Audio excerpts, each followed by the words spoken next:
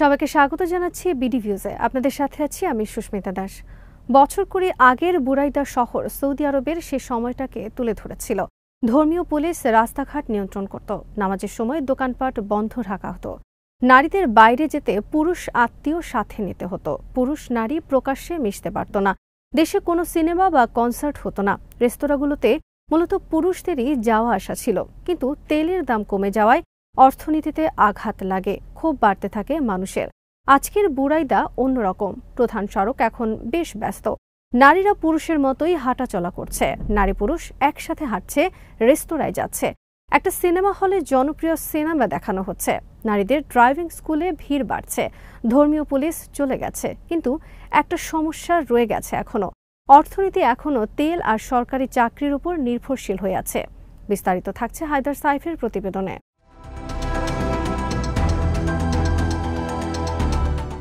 Crown prince Mohammed বিন সালমান বা MBS এখন Saudi আরবের নেতা। সমাজ আর অর্থনীতি বদলানোর জন্য 10 বছর ধরে তিনি কাজ করছেন।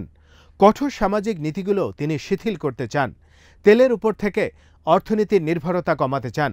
সামাজিক পরিবর্তনটা বেশ দ্রুতই ঘটেছে, কিন্তু অর্থনীতি বদলাচ্ছে ধীর গতিতে। তেলের অর্থ কঠোর নিয়মকানুন আর সরকারি সহায়তার ভিত্তিতে গড়ে ওঠা যে পুরনো ব্যবস্থা, সেটা স্থিতিশীলতা দিতে পারেনি। তেলের দাম বাড়ে আবার কমে, সরকারের ব্যয় অনেক, তরুণদের জন্য যথেষ্ট চাকরি নেই। এমবিএসের সামাজিক সংস্কার জনপ্রিয়তা পেয়েছে, কিন্তু তাদের যে অর্থনৈতিক পরিকল্পনা, সেটা সফল হলেই কেবল পরিবর্তনটা স্থায়ী হবে। তিনি এর নাম দিয়েছেন ভিশন 2030।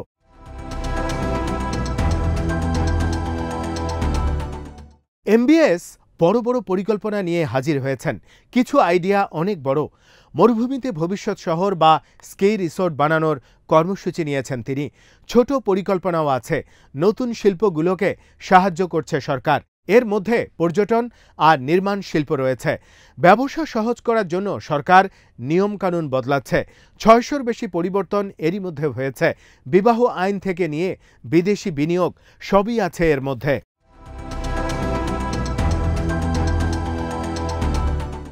এমবিএসের সামাজিক সংস্কারে জীবনযাত্রা বদলে যাচ্ছে। নারীদের স্বাধীনতা বেড়েছে।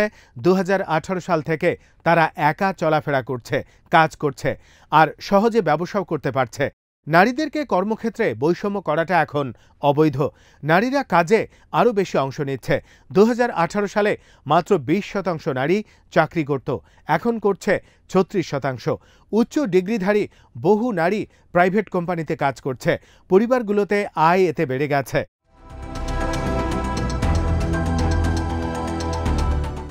সৌদি সমাজ এই পরিবর্তনের জন্য তৈরি ছিল। এমবিএস যখন ধর্মীয় পুলিশের ক্ষমতা কমিয়ে দিলেন, তখন অনেকেই আশঙ্কা করেছিল যে রক্ষণশীল জনগোষ্ঠী ক্ষুব্ধ হবে। কিন্তু গবেষণায় দেখা গেছে অধিকাংশ পুরুষ নারীদের কাজে সমর্থন দিয়েছেন। লতিফা আল তামিমি একজন ব্যবসায়ী নারী। তিনি আমেরিকায় লেখাপড়া করেছেন। ভিশন 2030 ঘোষণার পর তিনি সৌদি আরবে ফিরে গেছেন। তার রক্ষণশীল বাবা পর্যন্ত পরিবর্তন মেনে নিয়েছেন দেখে তিনি বিস্মিত।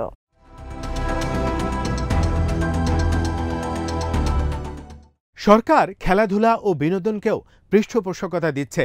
জেদ্দাতে এক কার রেসিং প্রতিযোগিতায় বিখ্যাত এক গায়ককে নিয়ে আসা হয়েছিল। রিয়াদে তরুণরা আউটডোরে অনুষ্ঠানের নাচও করেছে। 20 বছর আগে এগুলো সবই ছিল কল্পনার বাইরে। খুচরা ও আতিথেয়তার বাজার দ্রুত বাড়ছে। মানুষ এখন খাবার আর বিনোদনের পেছনে ব্যয় বাড়িয়েছে।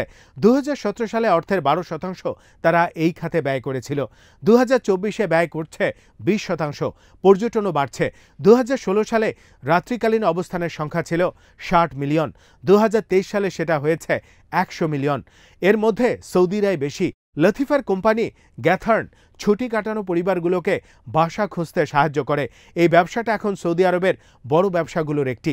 বিদেশি পর্যটক এখনও খুবই কম, যদিও নতুন রিসোর্টের সংখ্যা বাড়ছে।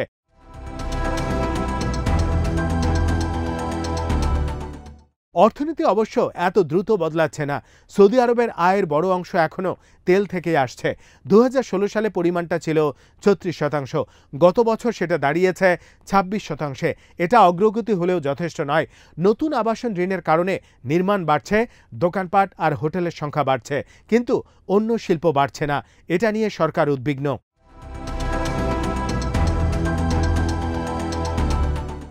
কিন্তু পরিবর্তন হচ্ছে ধীরে। বিশ্লেষকরা বলছেন অর্থনীতি পরিবর্তন হতে সময় লাগে। কিছু শিল্পে সম্ভাবনা দেখা যাচ্ছে, এর মধ্যে খনিজ শিল্প একটি। এই খাতের জন্য ভালো জমি আছে সৌদি আরবের। মাদেন নামের একটি কোম্পানি বক্সাইট আর সোনা খননের পরিকল্পনা নিয়েছে। নবায়নযোগ্য জ্বালানি খাতও বাড়তে পারে। সোলার বিদ্যুতের জন্য প্রচুর সূর্যালোক আছে এই দেশে। হাইড্রোজেন প্রকল্পের পরিকল্পনাও রয়েছে তাদের। নতুন আইনের কারণে সরকার স্থানীয় পণ্য কিনছে। সেনাবাহিনীর অস্ত্রগুলিও স্থানীয়ভাবে তৈরি হচ্ছে। মৌলিক শিল্পগুলো এতে সুবিধা পাচ্ছে।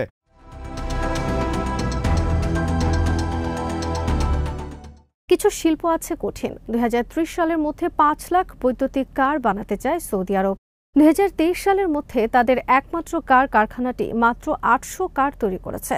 কম্পিউটার চিপস তৈরি করাও কঠিন। সংযুক্ত আরব আমিরাতের মতো দেশগুলো এই খাতে অনেক এগিয়ে গেছে। সৌদি আরবের দক্ষ কর্মী লাগবে, বিদেশি কোম্পানির সহায়তা লাগবে। কিন্তু 2024 সালে বিদেশি বিনিয়োগ পড়ে গেছে। ভিশন 2030 লক্ষ্য পূরণে তাদের বিনিয়োগ দ্বিগুণ করতে হবে।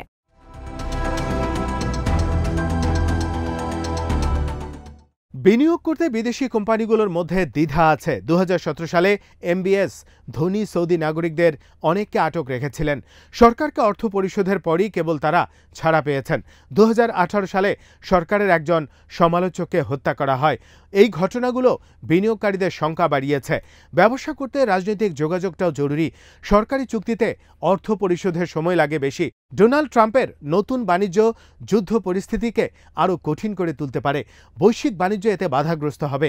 আসন্ন সৌদি সফরে ট্রাম্প আর এমবিএস বড় বিনিয়োগের ঘোষণা দিতে পারেন, কিন্তু উভয় চান অর্থটা তাদের নিজের দেশে খরচ হোক।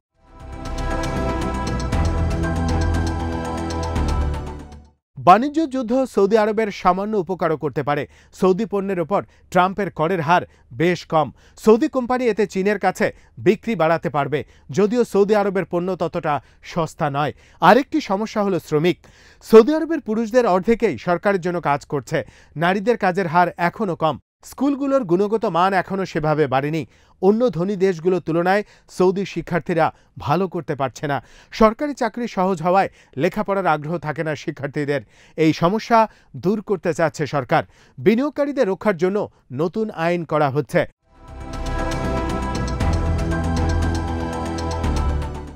সরকার চাইলে দীর্ঘসূত্রিতা কমিয়ে আনতে পারে।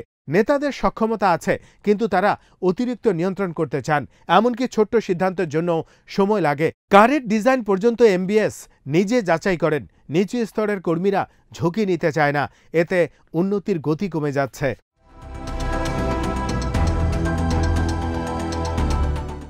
বড় প্রকল্পগুলো আরেকটি ইস্যু। সেখানে প্রচুর অর্থ, জনবল আর সম্পদ ব্যবহৃত হচ্ছে। 2030 সালের মধ্যে সেখানে $879 বিলিয়ন ব্যয় হওয়ার কথা। ছোট প্রকল্পগুলো সে কারণে ক্ষতিগ্রস্ত হচ্ছে। যেমন পর্যাপ্ত মেশিনের অভাবে খনিজ শিল্পের কাজ দেরি হচ্ছে। জিনিসপত্রের দাম ও ভাড়া বাড়ছে। সরকারকে প্রচুর ঋণ নিতে হয়। ব্যাংকগুলো এখন সরকারকে আরও বেশি ঋণ দিচ্ছে, ফলে ব্যবসায়ীদের ঋণের পরিমাণ কমে আসছে। সরকারের বিনিয়োগ তহবিল থেকেও প্রচুর ব্যয় হচ্ছে। আগামী বছর $70 বিলিয়ন ব্যয় করবে তারা। এমন প্রকল্পকে তারা অর্থ দিচ্ছে যাদের সাহায্যের দরকার নেই। এতে জিনিসপত্রের দাম বাড়ছে, মুনাফা কমে যাচ্ছে, ন্যায্য অভিযোগগুলোকে অগ্রাহ্য করা হচ্ছে।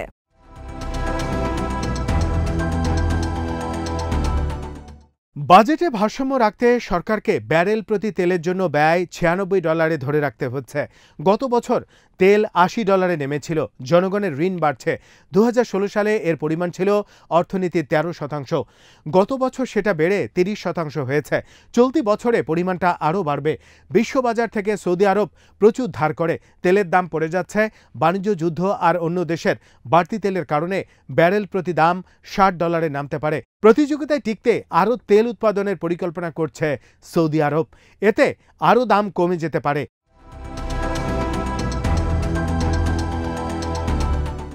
বাজেট নিয়ে এখনই সমস্যা আছে। আগামীতে ব্যয় কাটছাঁটের কথা শোনা যাচ্ছে। বড় কিছু প্রকল্পের আকার ছোট হতে পারে। পর্যটনের মতো প্রকল্পে মনোযোগ দিতে চায় সরকার, যেখান থেকে অর্থ আসবে। ভবিষ্যৎ শহর পরিকল্পনার চেয়ে ছোট হয়ে আসতে পারে। বিনিয়োগ তহবিলে ব্যয় কমাতে পারে।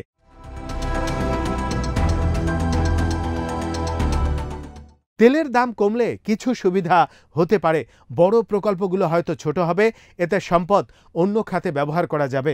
সৌদি অর্থনীতিবিদরা বড় পরিবর্তন দেখতে চান। সরকারের উচিত কিছু শিল্প বেসরকারি হাতে ছেড়ে দেয়া।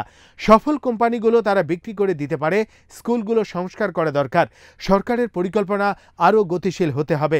প্রাইভেট কোম্পানিগুলোকে আরও সক্রিয় হওয়ার সুযোগ দিতে হবে।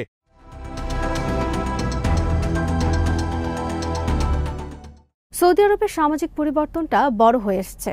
তরুণ প্রজন্ম এই স্বাধীনতাকে লুফে নিচ্ছে। এতে সরকার অর্থনীতি ঠিক করার একটা সুযোগ পেয়েছে, কিন্তু জনগণ আরও দ্রুত পরিবর্তন দেখতে চায়। এমবিএস অনেক কিছুই করেছেন, কিন্তু প্রশ্ন হলো সার্বিক ব্যবস্থার ওপর তাদের যে একচ্ছত্র নিয়ন্ত্রণ, সেখান থেকে কতটা ছাড় দিতে তারা রাজি হবেন। আজ এখানেই শেষ করছি। সবাই ভালো থাকুন, সুস্থ থাকুন আর দেখতে থাকুন বিডি ভিউজ। চ্যানেলটি ভালো লাগলে সাবস্ক্রাইব করুন, সংযুক্ত থাকুন আমাদের ফেসবুক পেজে।